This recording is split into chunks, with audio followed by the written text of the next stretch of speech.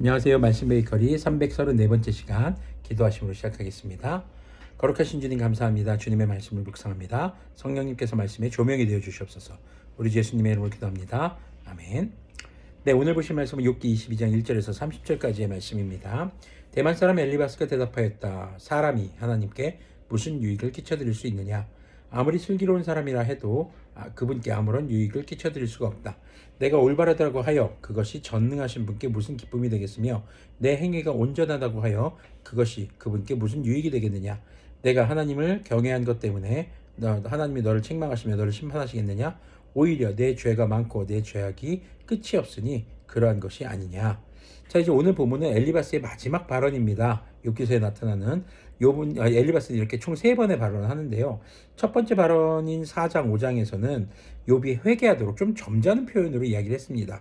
그런데 두 번째 발언에서는 좀 다소 분개한 목소리로 악인들의 비참한 결과를 이야기하며 욥이 죄를 지었다고 정죄했었죠.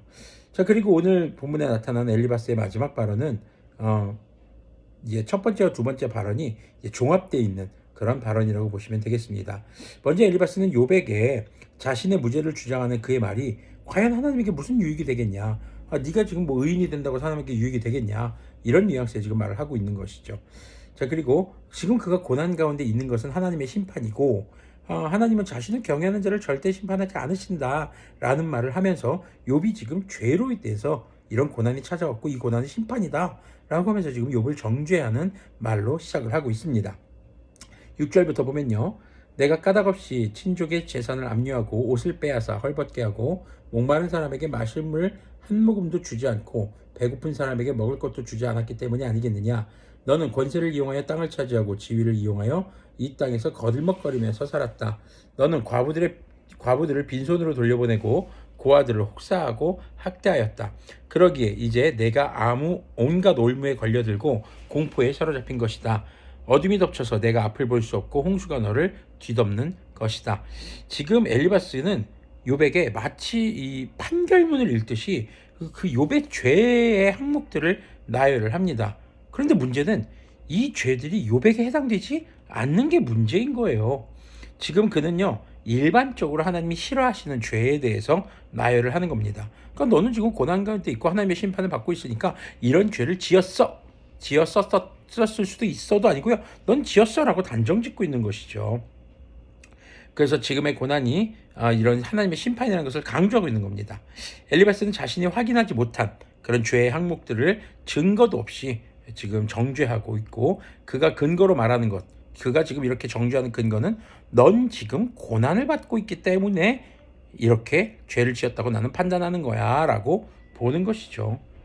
자, 그러면 이제 12절부터 한번 보면요. 하나님이 하늘 높은 곳에 계시지 않느냐? 저도 공중에 높이 떠 있는 별들까지도 하나님이 내려다보고 계시지 않느냐? 그런데도 너는 하나님이 무엇을 아시겠으며 검은 구름 속에 숨어 계시면서 어떻게 우리를 심판하실 수 있겠느냐? 짙은 구름에 그가 둘러싸여 어떻게 보실 수 있겠느냐? 다만 하늘에서만 왔다 갔다 하실 뿐이겠지 하는구나. 너는 아직도 옛 길을 고집할 셈이냐? 악한 자들이 걷던 그 길을 고집할 셈이냐? 그들은 때가 되기도 전에 사로잡혀갔고 그 기초가 무너져서 강물에 떠내려가 버렸다. 그런데도 그들은 하나님께 말하기를 우리를 좀 그냥 내버려 두십시오. 전능하신 분이라고 하여 우리에게 무슨 일을 더 하실 수 있겠습니까? 하였다. 그들의 집에 좋은 것을 가득 채워주신 분이 바로 하나님이신데도 악한 자들이 그런 생각을 하다니 나는 이해할 수 없다. 그런 악한 자가 형벌을 받을 때에 의로운 사람이 그것을 보고 기뻐하며 죄 없는 사람들이 그것을 보고 비웃기를 과연 우리 원수는 전멸되고 남은 재산은 불에 타서 없어졌다 할 것이다. 지금 엘리바스의 말은 이제 욥에게 악인의 운명이 이랬다라고 얘기하고 있습니다. 결국 악인들은 모두 심판을 받는다. 그러면서 얘기하는 거죠. 너도 그 길 갈래? 너 끝까지 이렇게 고집 피우다가 심판 받을 거니? 지금 이런 말을 하고 있는 겁니다. 좀 이제 다소 강하게 얘기하는 거죠. 강한 어조가 이제 등장을 했고 21절 보면요. 그러므로 너는 하나님과 화해하고 하나님을 원수로 여기지 말아라. 그래서 12절부터 20절까지는 엘리바스가 했던 두 번째 발언의 뉘앙스가 좀 보이고요. 21절부터는 이제 첫 번째 했던 좀 회개를 부드럽게 권유하는 그런 말투가 이제 등장을 합니다. 계속 읽어보면은요. 그러면 하나님이 너에게 은총을 베푸실 것이다. 하나님이 친히 말씀하여 주시는 교훈을 받아들이고 그의 말씀을 내 마음에 깊이 간직하여라. 전능하신 분에게로 겸손하게 돌아가면 너는 다시 회복될 것이다. 온갖 불의한 것을 내 집안에서 내버려라. 황금도 티끌 위에다가 내버리고 오빌의 정금도 계곡의 돌바닥 위에 내던져라. 그러면 전능하신 분이 내 보물이 되시고 산더미처럼 쌓이는 은이 될 것이다. 그때가 되어야 비로소 너는 전능하신 분을 진정으로 의지하게 되고 그분만이 내 기쁨의 근원이심을 알게 될 것이다. 내가 그분에게 기도를 드리면 들어주실 것이다. 너는 서원한 것을 다 이룰 것이다. 하는 일마다 다 잘되고 내 빛이 내가 걷는 길을 비추어 줄 것이다. 사람들이 쓰러지거든 너는 그것이 교만 때문이라고 일러주어라. 하나님은 겸손한 사람을 구원하신다.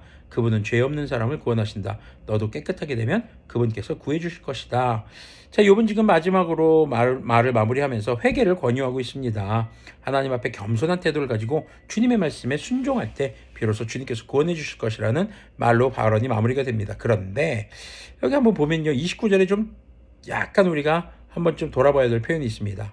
사람들이 쓰러지거든 너는 그것이 교만 때문이라고 일러주어라.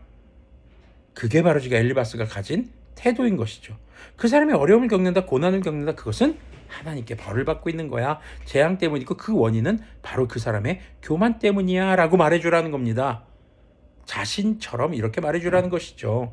사실 이 엘리바스의 말 자체는요 굉장히 신학적인 말입니다. 틀린 말은 없다고 보여져요. 그의 말이 보면은 그가 얼마나 또 신실하게 살아왔는지를 알 수 있는 그런 표현들도 많이 있습니다.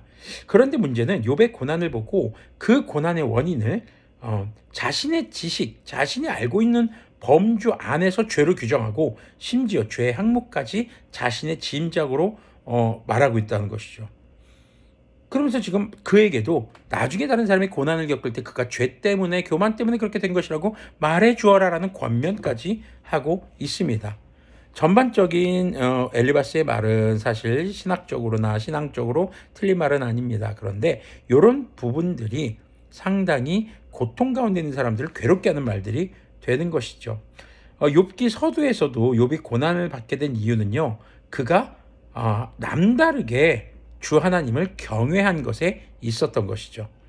그런 욥을 하나님이 칭찬하셨고 사탄이 욥의 온전함에 대해서 하나님께 도발했었죠. 그렇다고 하나님이 욥을 시험대 위에 올리신 것은 아닙니다. 너 한번 시험해봐라 하고 이렇게 내던져 준 것이 아니라 사탄이 욥의 온전함에 대해서 도발하는 그 고난에 대해서 한번 시험해봐라 라고 하면서도 하나님께서 그런 고난을 허락하신 것은 분명한 이유가 있습니다. 그 이유는 이제 욥기의 마지막 뒷부분에 이제 나오게 됩니다. 오늘 본문에서는 엘리바스의 말 자체 이것은 문제가 없다고 보여지지만 너무 교리적으로 굳어버렸어요. 고착화돼 버렸다는 것이죠. 그래서 하나님의 섭리에 대해서 완전 닫혀있는 상태가 된 겁니다. 그래서 하나님에 대해서 열려있지 못하고 또 교리에 집중한 나머지 욥 자체에 대한 관심과 배려 그리고 이해가 부족한 모습을 여실히 드러내고 있습니다.